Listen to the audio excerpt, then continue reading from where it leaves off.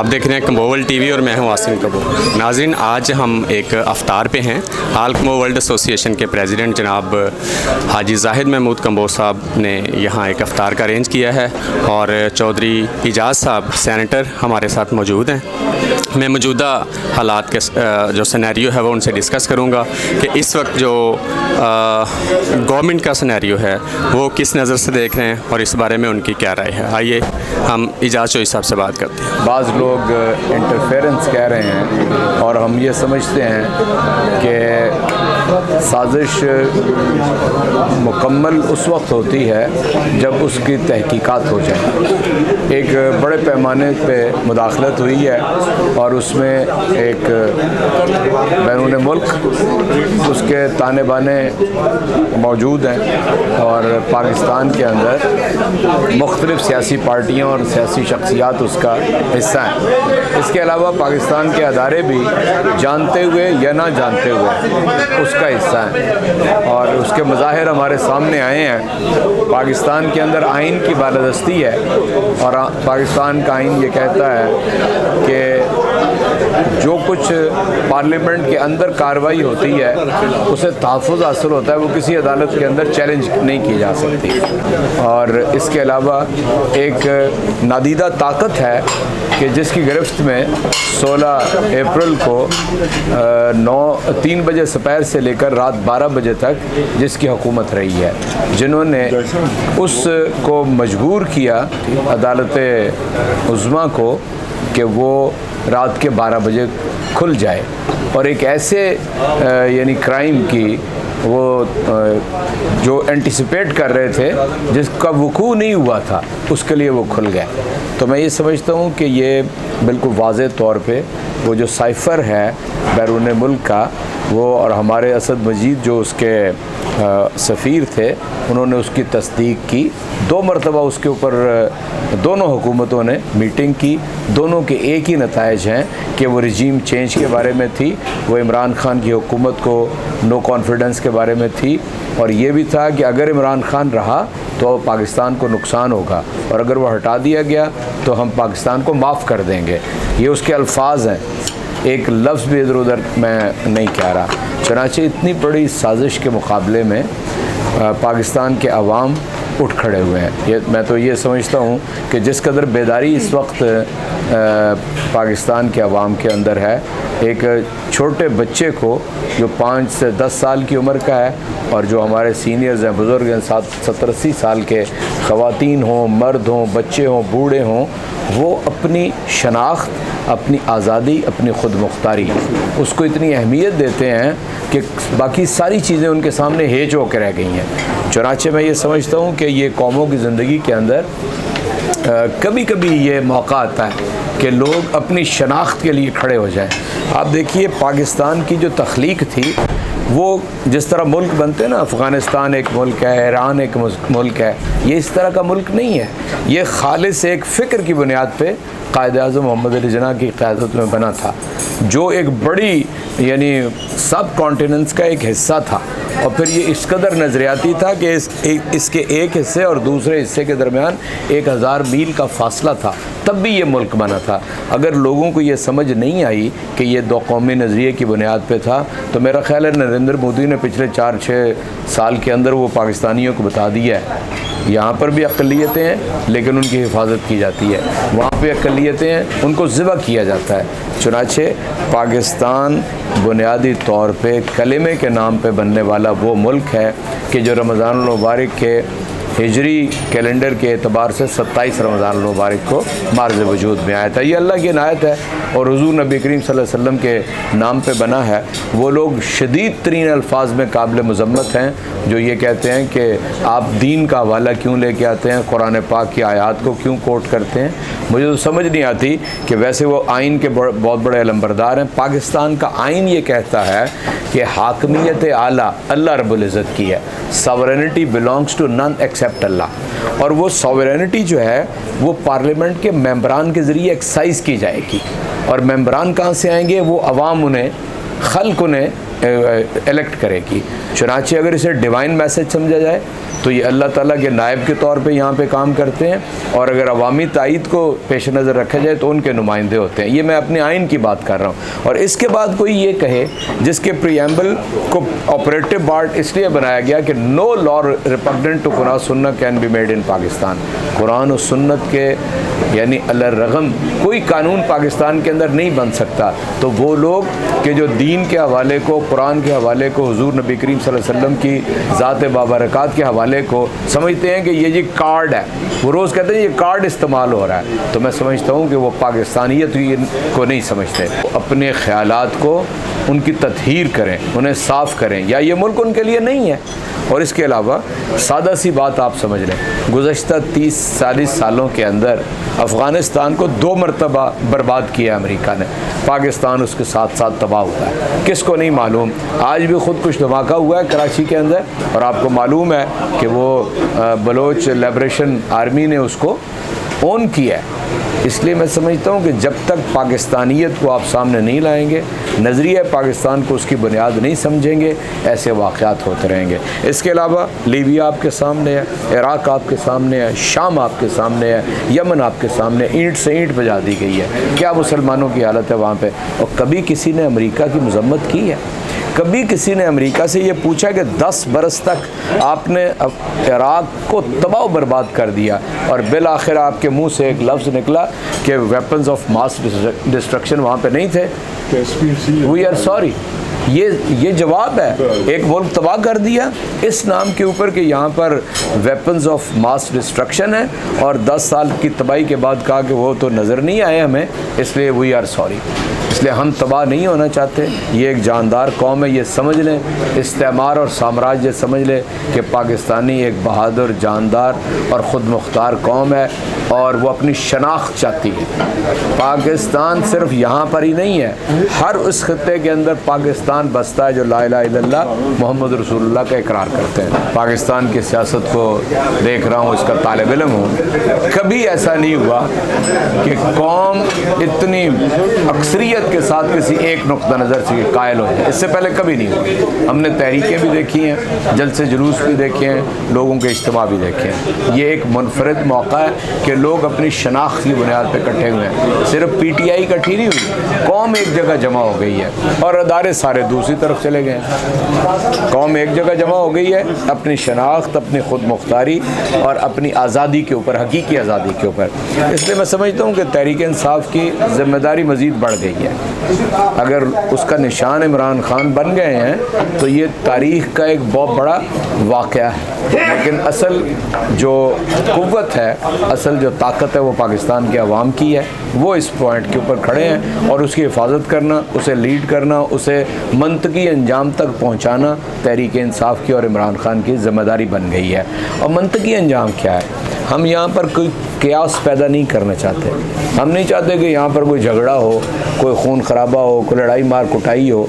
ये सारी अपोजिशन जो आज हुकूमत के अंदर बैठी हुई है, ये 3.5 पौने 4 बरस एक ही बात कहती रही है कि यह हुकूमत सिलेक्टेड है और नए इंतखाब होने चाहिए। अब मौका है, कौम कह रही है नए इंतखाब होने चाहिए, वो भाग रहे हैं। चुनाचे इस सारी तहरीक को हम एक पुरअमन तहरीक रख के इंतखाबात के अंदर इसे कल्मिनेट करना चाहते हैं, बैलेट बॉक्स के अंदर इसको ले जाना चाहते हैं, वरना मुल्क का भी नुकसान होगा, लोगों का भी नुकसान होगा। जो भी अरबाब बस्त व कुशाद है हमारे मुल्क के अदारे, उन्हें ये समझ लेना चाहिए, चाहे वो अदलिया है, चाहे वो पाक फ़ौज है, चाहे वो इलेक्शन कमीशन है, चाहे पार्लियामेंट है, चाहे सियासी जमातें हैं, कि इसका वाहिद हल फौरी आम इंतखाबात। इस वक्त हमारे साथ मौजूद हैं इफ्तिखार चौधरी कंबोज साहब, आप UK वाले, बरादरी में किसी तारफ़ के मोहताज नहीं है। हमेशा से उनकी प्लानिंग बड़ी स्ट्रॉन्ग होती है, दूरअंदेश आदमी है। उनकी बहुत सारी प्रोडिक्ट आप टीवियों पे देख रहे होते हैं कि वो अपना जब सियासी तज्ज़िया पेश करते हैं तो उसी की रोशनी में चंद दिन बाद हमें वही ख़बर जो है वो मुसद्दका होकर मिल जाती है कि उन्होंने इतने दिन पहले जो कहा था। हम आजकल के हालात के बारे में भी चॉइस साहब से जानेंगे और उनसे ये भी गुजारिश करेंगे कि आज का जो इवेंट है, ये जो इफ्तार डिनर है आलकमो वर्ल्ड एसोसिएशन के ज़ेर एहतमाम, उस बारे में उनके क्या ख्यालात हैं? मैं सबसे पहले हाजी जाहिद महमूद साहब का शुक्रिया अदा करना चाहता हूँ कि जिन्होंने मुझे अपने दावत के अंदर इनवाइट किया। बिलाशुबा हाजी जाहिद महमूद साहब जो हैं ये किसी तारफ़ के मोहताज नहीं हैं। इन्होंने हमेशा बरादरी की फ़लाह महबूद के लिए जिस कदर काम किया है या जिस जज्बे से कर रहे हैं, मेरे ख्याल में आपको भी इस चीज़ का अंदाज़ा है कि हम भी एक जज्बे के साथ काम करते रहे हैं। लेकिन आज मुझे एहसास होता है कि वो जिस जज्बे से मैं करता था ये मुझसे हज़ारों गुना आगे हैं, लिहाजा मैं इनका बहुत ज़्यादा मोतरफ़ हूँ। दूसरी ये चीज़ है कि इस तरह के जो फंक्शन जिन्होंने जिस तरह ये इन्होंने इनकाद किया है, इस तरह के फंक्शन का इनकाद होता रहना चाहिए।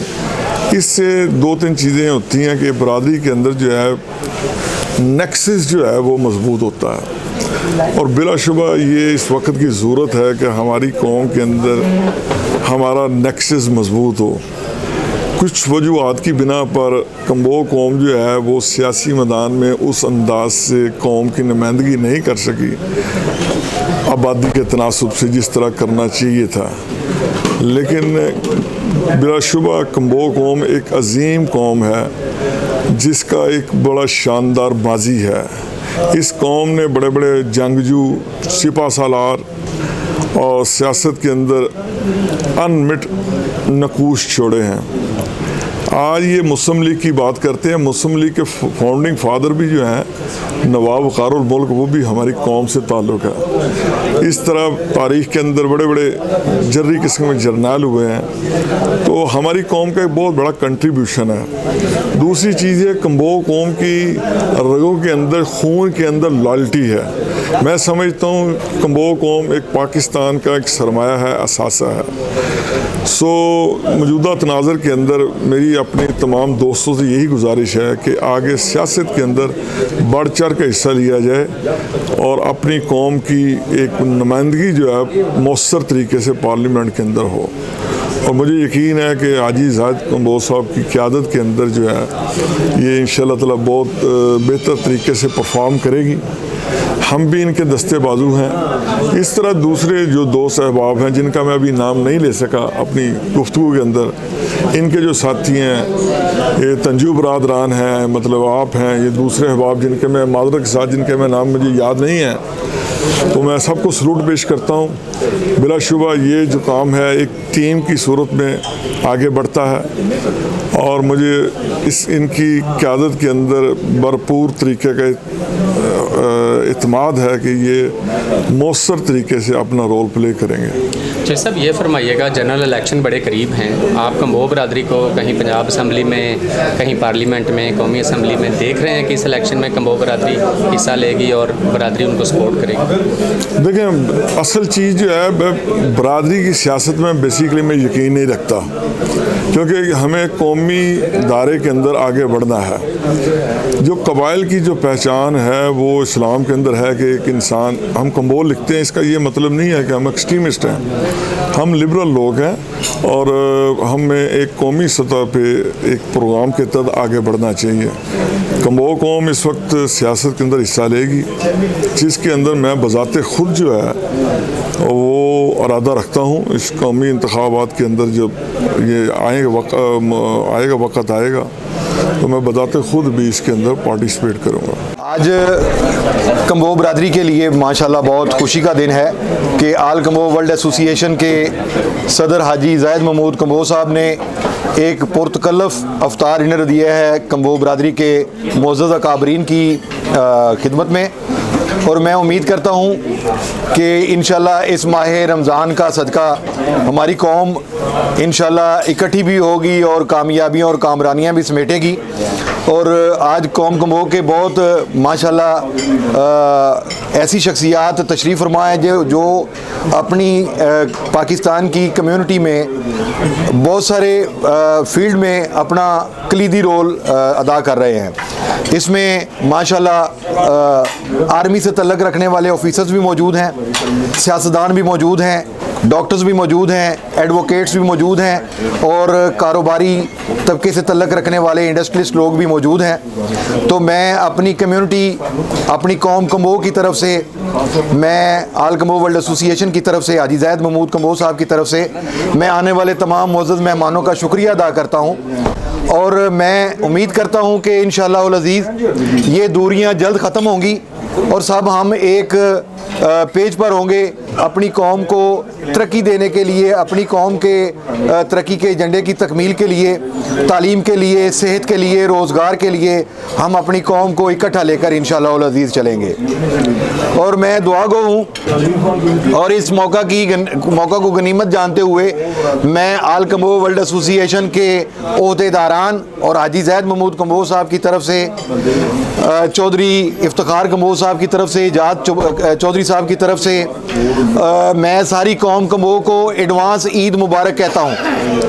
और मेरी ये दुआ है कि अल्लाह पाक आपको ऐसी हज़ारों खुशियों भरी ईदें गुजारने की अल्लाह पाक तौफीक और इस बरकतों वाली ईदें गुजारने की तौफीक अता फरमाए। मौजूदा हालात के बारे में आप क्या कहें? मौजूदा हालात जैसे इस वक्त पाकिस्तान में पॉलिटिकल रजीम चेंज हुआ है, तो मैं ये चाहता हूँ कि पाकिस्तान में कम्बो बरादरी को भी अपना सियासी रोल प्ले करने के लिए अभी से एक्टिव होना चाहिए, ताकि हम अपने मुआशरे में, पाकिस्तानी मुआशरे में, अपनी कौम के लिए, कौम कम्बो के लिए और पाकिस्तानी मुआशरे के लिए एक अहम और कलीदी रोल प्ले कर सकें। कम्बो वर्ल्ड टीवी जो है वो कम्बो कौम का तर्जुमान है। मैं इसके लिए दुआ गो हूँ। चौधरी आसम कम्बो साहब शबाना रोज़ इनकी मेहनत की वजह से कम्बो बरादरी की अहम शख्सियात जो हैं वो सामने आ रहे हैं। उनके काम, उनके किरदार और उनके चेहरे अवाम में आम हो रहे हैं। हम इनके चौधरी आसम कम्बो साहब के बहुत मशहूर हैं, जो बहुत अहम रोल प्ले कर रहे हैं कम्बो वर्ल्ड टीवी के हवाले से। आज की ये जो तकरीब थी, जो प्रोग्राम था अपना अफ्तारी का, तो इसमें हमें मदु किया हाजी ज़ाहिद महमूद कम्बो साहब ने, जो कि हमारे कम्बो बरादरी के सरपरस्त आला हैं और नहायत ही वो मोहब्बत करने वाले, प्यार करने वाले और बरादरी का ख्याल रखने वाले हमारे लीडर हैं, हमारे बड़े हैं। तो हाजी ज़ाहिद महमूद कम्बो साहब का मैं बहुत शुक्रिया अदा करता हूँ अपनी तरफ से, और यहाँ पे बहुत सारे दोस्त मौजूदीन जो तशरीफ़ लाए हैं, जो का हर शोबे से वाबस्ता हैं, हर अदारे से वाबस्ता हैं। ऐसे ऐसे दोस्त हैं जो कारोबारी हैं, कोई और अदारों से वाबस्ता हैं। उन सब की तरफ से हाजी ज़ाहिद महमूद कम्बो साहब का मैं शुक्रिया अदा करता हूँ। आज का ये इफ्तारी का जो माशाल्लाह बड़ा ग्रैंड और बड़ा ज़बरदस्त जो अरेंजमेंट था, और यहाँ पे बेहतरीन सारा काम था और बड़ा मज़ा आया, बड़ा इंजॉय भी किया, लुत्फ़अंदोज़ भी हुए। आज के इस इवेंट के हवाले से, अफ्तारी के जो अफ्तार पार्टी थी, इसके हवाले से, अफ्तार पार्टी के हवाले से मैं हाजी साहब का शुक्रिया अदा करूँगा, हाजी ज़ाहिद महमूद कम्बो साहब का। जी, इस वक्त हमारे साथ मेजर पाशा कम्बो साहब मौजूद हैं। हम उनसे जानेंगे कि आल कम्बो वर्ल्ड एसोसिएशन के सदर हाजी ज़ाहिद कम्बो साहब ने ये जो आज का इकट्ठ किया है, इसके हवाले से और आल कम्बो वर्ल्ड एसोसिएशन की जो सरगर्मियाँ चल रही हैं उसके बारे में मेजर पाशा साहब क्या कहते हैं। अस्सलाम वालेकुम सर। थैंक यू असम, बहुत शुक्रिया आपका कि आपने मुझे मौका दिया कि मैं अल्फाज कह सकूं। सबसे पहली चीज़ तो ये है कि कम्बो बरादरी में किसी न किसी को लीड लेनी पड़ती है, और जब तक किसी को एक जगह पे इकट्ठा ना किया जाए, कोई उसके कुछ अच्छे नताइज नहीं निकल पाते। हाजी ज़ाहिद साहब ने एक बड़ा अच्छा ये काम किया कि एक तो रमज़ान का महीना बरकतों वाला महीना था, उस पर उन्होंने ये आज बहुत से बरादरी के लोगों को इकट्ठा कर लिया। यहाँ सब लोग आपस में मिले हैं, एक दूसरों से अपने व्यूज़ उन्होंने एक्सचेंज किए हैं, और उम्मीद है कि ये इस तरह आज की इनकी जो ये आपस में मिलना है, ये इसको आगे जारी रहेगा और इसी वजह से इनमें मोहब्बतें बढ़ेंगी। बार बार हम लोग कहते हैं कि कोई भी बरादरी, कोई भी ख़ानदान जब तक आपस में मिले ना, आपस में एक दूसरे के साथ मोहब्बत का इज़हार ना करें, एक दूसरे के दुख दर्द ना बांटें, एक दूसरे को अगर लुक आफ्टर ना करें, उनके बच्चों का, उनके बड़ों का हर ख्याल ना रखें, तो वो बरादरियाँ बनती नहीं, वो ख़ानदान बनता नहीं। तो बहरहाल जाहिद साहब के हम बहुत मशहूर हैं और उसमें उन्होंने सबसे बड़ी अच्छी बात है कि हमारी बरादरी का एक ब्राइट स्टार एजाज़ चौधरी, उनको उन्होंने यहाँ इनवाइट किया। और इससे सबसे अच्छी चीज़ ये है कि अगर इसी तरह हम लोग आपस में मिलते रहे और अपने अंदर से जो लोग जिनके अंदर खूबियाँ हैं और वो इस मुल्क के लिए खिदमत करना चाहते हैं और वो खिदमत करते हैं, उनको अगर हम सपोर्ट करते रहे तो इसके बाद एंड क्या है? एंड यही है कि लीडर बनता है और वो जो लीडर बनता है तो अपने मुल्क के लिए, अपने वतन के लिए वो काम करता है, अपनी कौम को साथ मिला के चलता है। तो इस किस्म की गैदरिंग, इस किस्म का आपस में मेल जोल, एक दूसरे का मोहब्बत बांटना, ये एक बहुत ही सूदमंद अमल है। और बार बार मैं ये कह रहा हूँ कि जाहिद साहब का मैं शुक्रिया अदा करता हूँ और आइंदा भी हम कोशिश करेंगे कि इसी किस्म की गैदरिंग्स होती रहें, हम कम्बो बरादरी में से लोग इकट्ठे होते रहें और आपस में ख्यालात का इज़हार करते रहें। जो आजकल के मुल्की हालात हैं उसमें सबसे बड़ी अफसोसनाक जो चीज़ है वो ये है कि जो लोग इस मुल्क के लिए काम करते थे, करते हैं और करते रहेंगे, उनको पसे पुश्त कर दिया जा रहा है। और उसमें सबसे बुरी बात यह है कि हम लोग दूसरे मुल्कों के हाथों में गिर रहे हैं। जो हमारे दुश्मन हैं, जो हमेशा उनकी ख्वाहिश रही है और हमेशा से वो चाहते थे कि मुसलमानियत इस दुनिया से ख़त्म की जाए, मुसलमानों को यहाँ से मिलिया मीट कर दिया जाए, उसकी मिसालें यहाँ हैं, हमारे सामने है। इराक़ है, उसके बाद लीबिया है, अफ़गानिस्तान है, सोमालिया है, सूडान है। ये सारे मुल्क इन बदबख्त जो क्रिश्चियंस हैं या इनका जो आपस में इज़राइल के नीचे ये लोग चल रहे हैं, उनकी पूरी कोशिश है कि मुसलमानों को किसी तरीके से ख़त्म कर दिया जाए। और वो उसमें बड़ी हद तक कामयाब इस तरह हो रहे हैं, एक तो अपनी ताकत इस्तेमाल करते हैं और दूसरा ये है कि हमारे अपने में मीर जाफ़र और मीर कासिम जो पैदा होते हैं वो उनके लिए रास्ता बनाते हैं। और उसका एंड रिज़ल्ट यही है कि अच्छी लीडरशिप, अच्छे जो हुकूमतें हैं वो चल नहीं सकती, पनपती नहीं है। और ये होता है कि फिर पूरे मुल्क के अंदर टर्माइल, पूरे मुल्क में अंदर परेशानियां बढ़ जाती हैं। इसके लिए हमें, हमारी कौम को बड़ी सख्त ज़रूरत है कि जिस लीडर को वो वाकई मानते हैं कि जी ये लीडर ईमानदार है, वो इस मुल्क का दर्द रखता है और वो इस मुल्क के लिए अपने तन मन धन इस्तेमाल कर रहा है, उसको सपोर्ट करें, हर हालत में सपोर्ट करें। और आप उसके पीछे, जैसे टर्की में है, टर्की की मिसाल सबके सामने है। टर्की को भी इन अंग्रेज़ों ने कोशिश की थी, अमेरिकन ने कोशिश की थी तैयब अर्दगान को हटाने की, लेकिन उसकी जो कौम थी वो डट गई और उसका एंड रिजल्ट ये हुआ कि आज वो तैयब अर्दगान वहाँ बैठा हुआ है और उससे डर रहे हैं ये अमेरिकन और जो यूरोप के लोग हैं। तो हमारे यहाँ भी ऐसा ही होगा अगर इन लोगों ने हमारी कौम के साथ दिया इमरान खान का और इसको अगर सपोर्ट किया तो तमाम गंदी और बुरी ताकतें जो हैं वो मिलिया मीट हो जाएंगी और हमारा मुल्क जो है प्रॉस्पर करेगा। जी नाज़रीन, इस वक्त हमारे साथ मौजूद हैं चौधरी अमजद परवेज़ धंजू साहब, ननकाना से तशरीफ़ लाए हैं। आज के इफ्तार डिनर में उन्होंने शिरकत की, तो वो बड़े सरगर्म कारकुन हैं, हमारे मेंबर हैं, हमारी सरपरस्ती फरमाते हैं आल कमो वर्ल्ड एसोसिएशन में।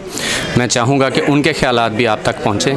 आइए जानते हैं कि वो आज की तकरीब के बारे में क्या फ़रमाते हैं। बहुत शुक्रिया आसम साहब।